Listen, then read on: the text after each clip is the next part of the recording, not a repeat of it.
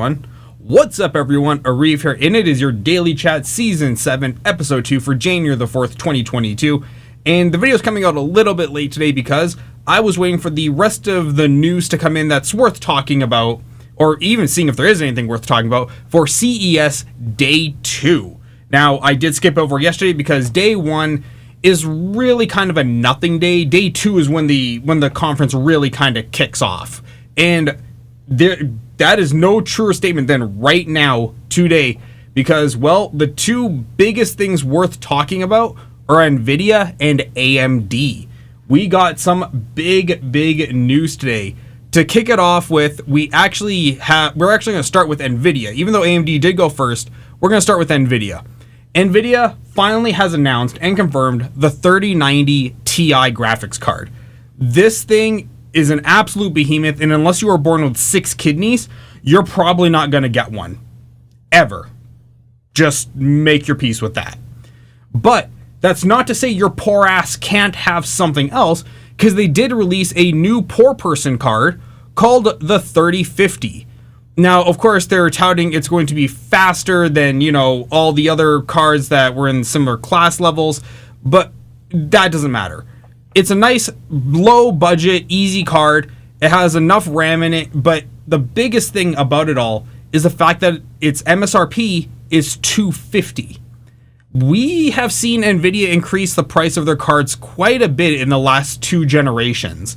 So a $250 price point card, even though it is at the 50 level, is okay. Now, are you going to get one? Once again, probably not.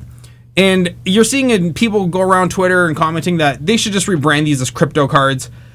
In some ways, they're probably right. But the one nice thing about having the RTX level at this cheap price point is the fact that you will get all the features that go with it. So, RTX, like with the lighting, the DLSS, and all that other stuff, you'll get all those beneficial features. So if you're a streamer and you're using like a 2 PC setup or a 3 PC setup or whatever you do for your setup, you can actually use all those extra features in your OBS with your 3050 graphics card. That's really kind of where I'd see like the benefit of this card, because unless you're gaming at 1080p, I don't really see any huge benefit to this card.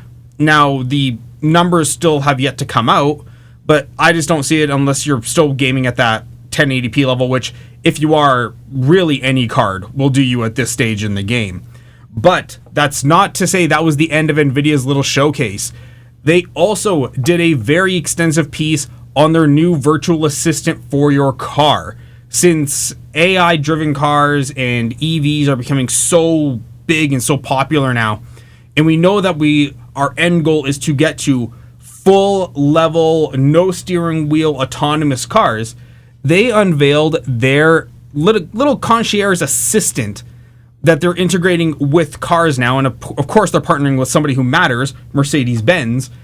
And it's a very cool feature. It's basically like a Siri or a Google Assistant or Bixby, whatever the hell the Samsung one is called. It's basically one of these kind of concierge services that you can talk to, and it can book stuff. It's really cool.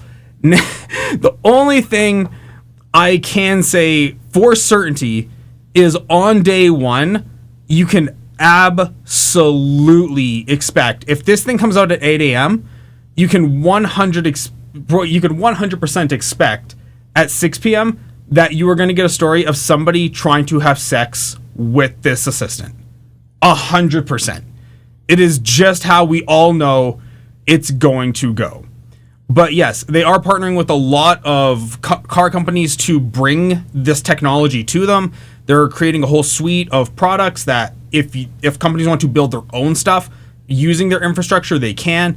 It's a very cool thing that NVIDIA is doing. And this is more on the corporate level side of things, but if you're into like AI and you're into cars and all that, this was a very cool piece, and I advise that you go to Twitter, just do hashtag CES 2022 and pull up their keynote speech and just watch this section, because there was a lot of really cool stuff that the guy did talk about, regardless of how soy he sounded. Moving into our next story of the day, AMD actually kicked off our presentations of the day with 3 kind of 4 big announcements. The first was that they are going to be releasing their 3D architecture, the one that they talked about last year. It's going to be on the Ryzen 5000 5800X, which is the 8-core 16-thread 3D SKU. So 5800X 3D, and they are touting that this thing has the same, if not better, performance than the 5900X. So that's pretty cool.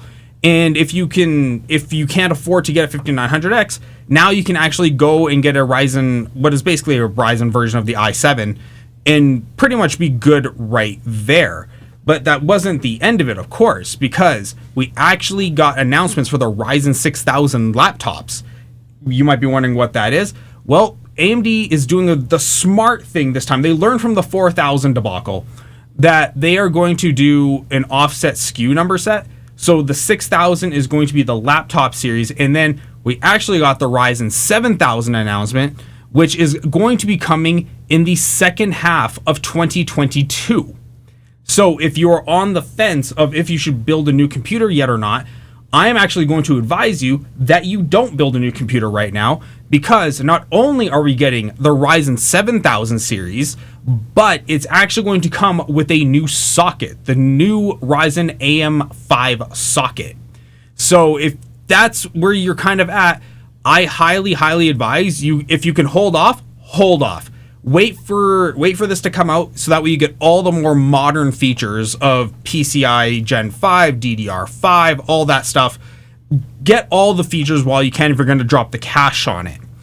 And the next thing they released was, well, they have their own poor person graphics card coming out called the RX 6500 XT. I can't even be enthused about this. This thing only has 4 gigs of VRAM. Even though it is DDR6, it's still only 4 gigs. Even the 3050 had 8. So it's $199. It's $50 cheaper than the 3050. But I cannot just... I can't throw my weight behind the 6500 XT. Really, the AMD graphics cards for this current generation have just not been good. They're just not playing at that level of NVIDIA. And we're waiting for Intel to come out with their series of cards. But up until now, it's really kind of like you settle for AMD, you don't go for AMD. But once again, if you're doing 1080p gaming, this card might be for you. $199, you say $50, you can game at 1080p, but once again, if you're gaming at 1080p, literally a 2060 would do you fine.